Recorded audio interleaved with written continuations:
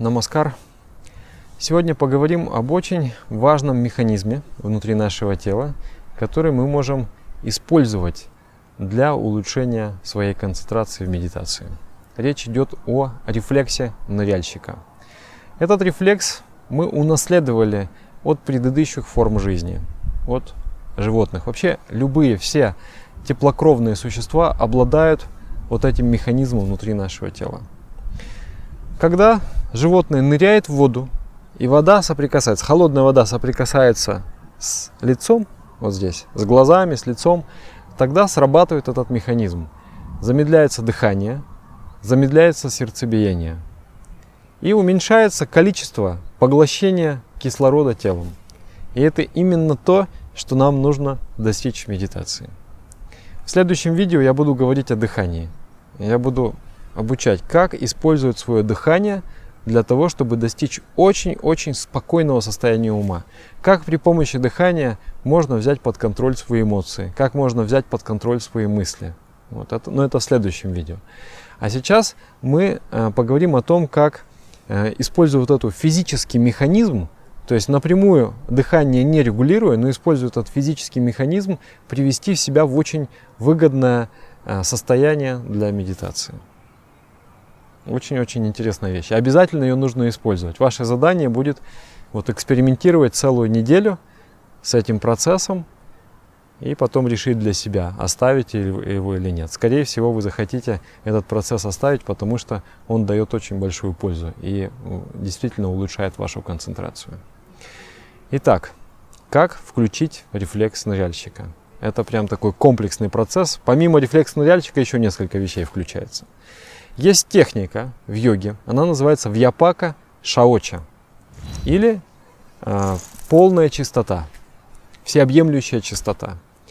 Перед медитацией, перед асанами, перед едой, после еды, перед сном. Чем больше, тем лучше. Рекомендуется выполнять эту технику. Но если вы, допустим, медитируете, потом делаете асаны, потом едите, то один раз засчитывается перед всеми этими техниками. Но вообще, чем больше, тем лучше, потому что она держит вас в очень хорошем настроении и хорошо влияет на здоровье. Что делается?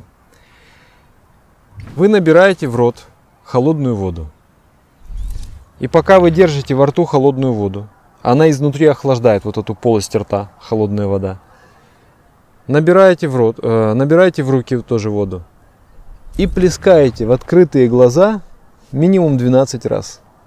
Плескаете в глаза. Очень хорошо для глаз. Глаза промываются. Прям ясность такая наступает. Многие мне говорили. Они говорят, да, прям аж видеть лучше начинаю. Плескаешь в открытые глаза. В этот момент как раз и происходит. То есть холодная вода, чем холоднее, тем лучше. Если она ледяная, это вообще идеально. И эта вода активирует этот рефлекс. Ты заметишь, что дыхание успокаивается, сердцебиение успокаивается. Помимо этого, что еще делается? Вообще начинается техника с того, что ты сначала нужно сходить в туалет, опустошить максимально свой мочевой пузырь, кишечник, возможно. После того, как ты опустошил мочевой пузырь, желательно полить холодную воду на орган. Для того, чтобы произошло сжатие. Да, когда холодная вода попадает, вы знаете, что сжимается. Все живое сжимается в этот момент. Произошло сжатие, и внутри вашей системы тоже происходит сжатие, и остатки урины тоже выходят. И нервная система успокаивается. В уме, соответственно, тоже наступает покой. Это один элемент. Второй элемент. Вы охлаждаете руку, и этой мокрой рукой вы смачиваете манипура чакру, пупок, область пупка. И то же самое со спины, ту же самую область пупка со спины. Здесь находится центр огня в нашем теле.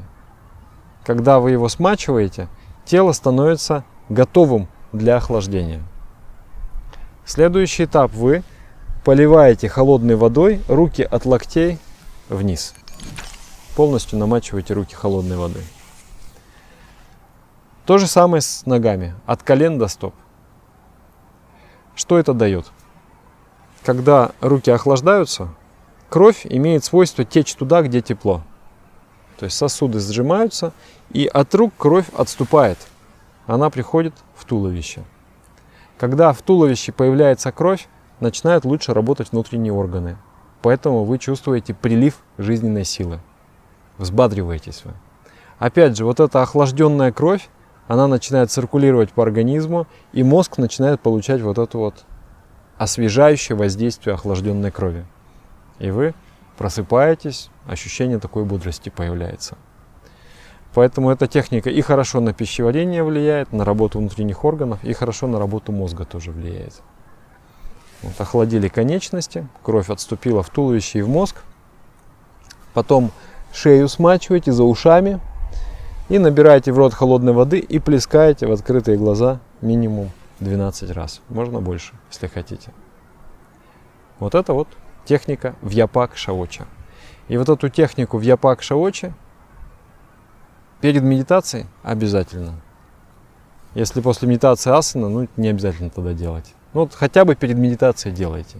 А вообще, вот перед едой тоже хорошо. Люди со слабым пищеварением, если они делают полуванну перед едой, в туловище больше крови, лучше работает пищеварение, лучше все переваривается. Им рекомендуется делать до еды и после еды. Эффект полуванны после еды, или Вьяпак Шаочи после еды, он еще такой, что у тебя проходит жадность. Есть категория людей, которые очень любят поесть. И вот они едят и не могут остановиться. И если остановить себя, будет такой осадочек внутри. Мол, я вот что-то недополучил.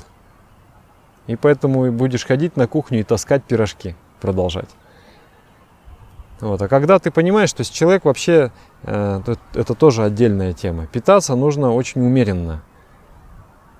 50% твердой пищи, 25% в желудке жидкой пищи и 25% воздуха. То есть на 25% желудок должен оставаться пустым. Ну как так сделать, если желудок уже полнехонький, а ум у меня еще очень пустой? Я по-прежнему хочу продолжать есть.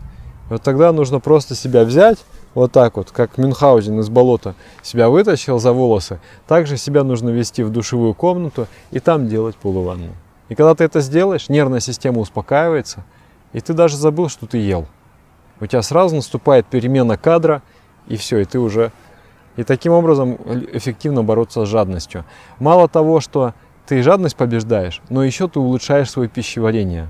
То есть тело начнет лучше пищу переваривать. Этот эффект перед сном очень хороший эффект. Люди думают, если я вот сейчас пойду, поплескаю себе водой холоднющей в открытые глаза, что со мной будет? Я взбодрюсь, и я не смогу уснуть. На самом деле нет. Да, у тебя будет бодрое, чистое, свежее состояние, чистые мысли. Но ты ляжешь, и ты легко уснешь.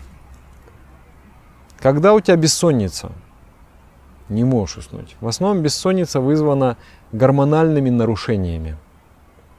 И вот всякие разные стрессовые мысли происходят. Что-то думаешь, что-то мечтаешь, там галактику захватываешь, еще что-то. Вот в этот момент иди в душевую комнату, делай полуванну. Здесь вот нервы есть. Когда они получают вот эту стимуляцию холодной водой, успокаивается твое дыхание, успокаивается сердцебиение, и ты засыпаешь как ангел. И потом сны твои совсем будут другие. Сны могли быть там кошмарные, но когда ты поплескал холодной водой, нервная система улеглась, движение в нервной системе прекращается. Что такое сны? Ну, бывают всякие разные сны, это тоже отдельная тема. В основном мы видим сны, вызванные нарушениями в нашей нервной системе. Поздно поел, нервная система возбуждена, и ты видишь много-много-много всего ненужного. И вместо того, чтобы отдохнуть во время сна, ты просыпаешься уставшим. Но когда ты сделал полуванну, нервы успокоились, ты спишь. Может быть, ты меньше спишь, но высыпаешься-то ты лучше. Вот, поэтому очень-очень полезная техника на всех уровнях. На уровне здоровья, на уровне сна, и очень сильно влияет на концентрацию. Поэтому перед каждой медитацией, пожалуйста, испытывайте эту технику.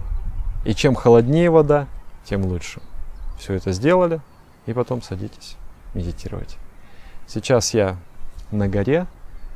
В следующем кадре я спущусь с горы и буду демонстрировать, как делается эта техника у реки. Намаскар.